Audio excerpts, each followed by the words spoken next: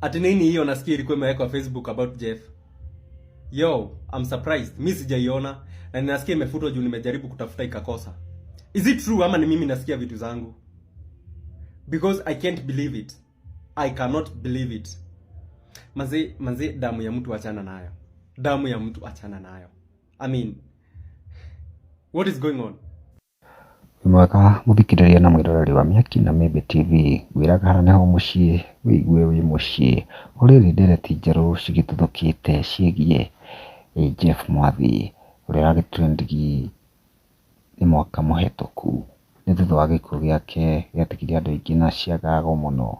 Riu muthenya wa umuthi kuri thaa kenda-ini he posti ikirekirie kurekererio itoya kuragituika ikwandikitwe kauga atiriri, I did not kill Jeff, I was sodomizing him, akajirusha kunaweza kiwikana ni ama kana ni photoshop tutingitheria hau.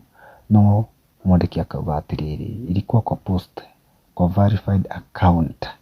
Akiona kwa verified ni mundu wikaine kana ni mundu ukiri na ngumo no ni ndereti yatiga andu aingi na ciuria muno ngimakiuga magitumirwo tondu ugisearch ici mwena wa Facebook kana TikTok screenshot icio citironeka tondu hena andu aria magihotire gu screenshot tondu icokire yabutwo nayo ina likes 1.6 na ndagika nini muno tondu yuma na ndagika 9 ina ikara gitumia gubutwo gitire kiramenyekana agibutire niki no andu ni angi ni magi screenshotire na aria magi screenshot matiragiciga nja niguo cikionekane. Twana mao ni mandu ngurani hena muthoni arauga atiriri I'm no longer invested in this story, God's timing will prevail.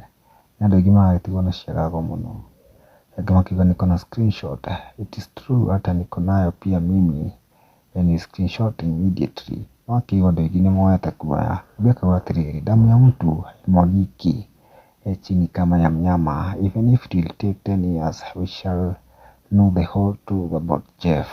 Andu makina machungu muno kumana na ndereti ile yagithii na mbere.